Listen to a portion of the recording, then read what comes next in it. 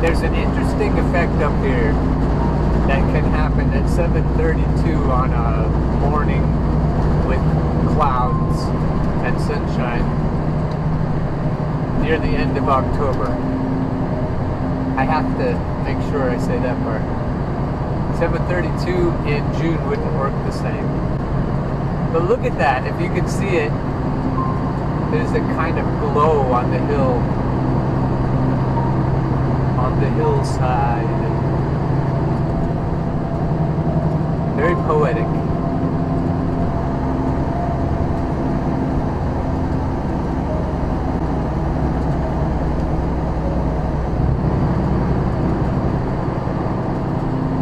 There's a bright golden haze on the meadow.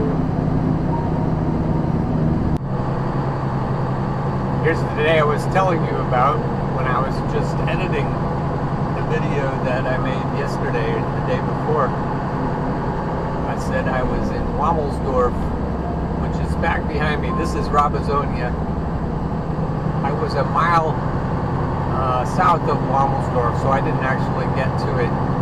I was delivering that huge load of peanuts that I picked up in North Carolina. Where was I? I delivered in Greensboro, and then I drove all the way across North Carolina to get to some other town that I'll tell you in a second when I think of it. It was Edenton, North Carolina, which is pretty close to the beach. So then I decided to go all the way up the coast on Highway 13 and 113, and that was pretty cool. Oh, that's an Amber Alert. What is it?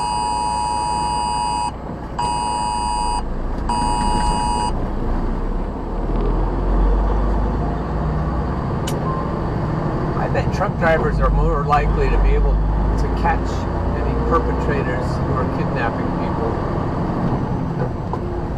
I do try to remember the license plate number and the make of the car. And then you see them on the freeway signs.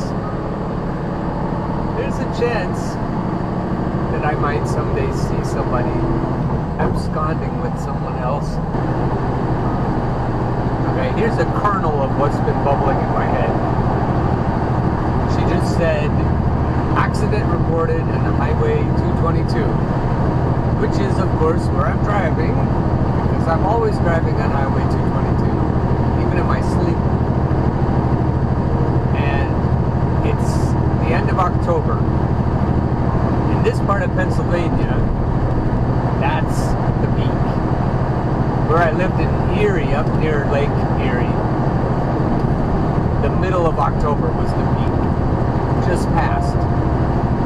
And here it's a couple weeks later, but it's still amazing. Maybe even more amazing. My kids think so. So go to Vermont, go to New Hampshire. You'll be hard-pressed to beat here. And as I look around me, I think, this is utter perfection. This is exquisite. And then I think about the whole year compared to, say, Columbus, Georgia. I remember the whole year in Columbus, Georgia. I remember liking the magnolia blossoms in the spring, and the climate wasn't too bad, but mostly I felt like it was way too humid and way too hot when I lived there. And there were no days like this. If you look out ahead of us here, you wouldn't look out because in that part of Georgia, the horizons are all so close to you. You never can get up and see a long way. And if you're from the west side of the country, you're used to big skies. You're used to the horizon being far away. I remember when I lived in Georgia, I was always trying to climb up on things because I felt claustrophobic just by how close the horizons were. And it isn't mountainous and hilly like this. And the colors aren't like this. So if this is pretty close to as good as it gets, and then thinking about the rest of the times that aren't as good, can you say that anything less than this is not perfect? And the answer is no, you need every day that's less than this so that this day stands out. So the other days are part of the perfection. The other days are necessary. And so if you wake up with all the days in your mind at once, because you're an eternal being and you live in all times and in all places at once, then you have to say it's all perfect, everything. And thinking about the accident that's up ahead of us somewhere, thinking about the horrible one I saw on the same road not too far from here the other day, I'm thinking, okay, perfection, right? Perfection. And you have to think about balance in the force. You have to think about that aspect. You need the dark days to understand and appreciate the bright days. And vice versa. You need the hellacious moments to understand peace. And then peace pervades every moment. And that's when you're getting close to where you're trying to get. And that's when you're not afraid of anything. When you love everything. When you love deeply every moment. And then you live in this kind of perfection year-round. Lifetime after lifetime. And I don't know that you actually have to go to heaven or go to nirvana or go somewhere that you aren't already. You're already there. You don't have to go anywhere. You just have to realize that you've been there all along and you couldn't see it. And that part was necessary. Looking back at pain that you've endured, looking back at confusion when you didn't understand that everything was perfect. And then you see that every part of it, every part of the journey, the confusion and the pain too, were perfect. It's all in context. And it's all perfect. The leaves fluttering around, that's something. That reminds me of Calvin and Hobbes in the Sunday strips.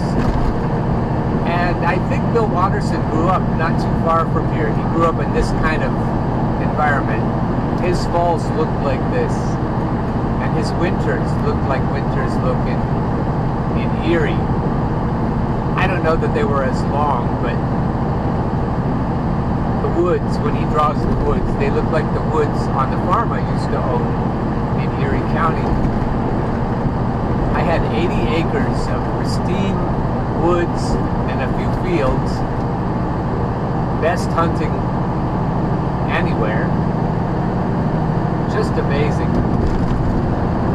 And that's what Bill Watterson's Sunday comic strips look like. They look just like my farm. The hills and the ravines and the gullies and the leaves, the kinds of trees, the species matched. And he isn't drawing his strip anymore, but it exists. Calvin and Hobbes exists in all times, in all places. The fact that they were here for their time means they've always been here and always will be here. And you think, oh, that's too much. It's just a comic strip. It isn't that important. It isn't that big of a deal. But nothing is insignificant. And from that thinking, nothing is significant either. And that makes everything wonderful. The fact that this time and place is happening right now in its perfection, even with muddle-headed people that come up in front of me and then slow down, even with accidents, even with pain. Look at those leaves rustling down. Isn't that something? Wow. That was perfect. And it exists in all time, so it is perfect. And everything's perfect. Now if you let somebody who drives like this mar the perfection, is it their fault? Or is it your fault? I've been watching this new channel. It's called Buckin' Billy Ray, and it's a logger from Canada. He lives just north of where I grew up, and he speaks about things the way I heard things spoken about growing up. He just has a Canadian accent. And Billy Ray says that we ourselves are the problem. I am my own biggest problem, and if I solve myself, I solve everything. I solve all my relationships.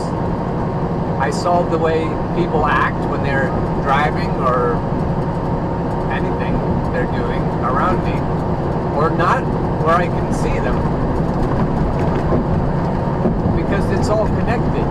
So solving myself solves the whole universe. I have responsibility to make everything perfect.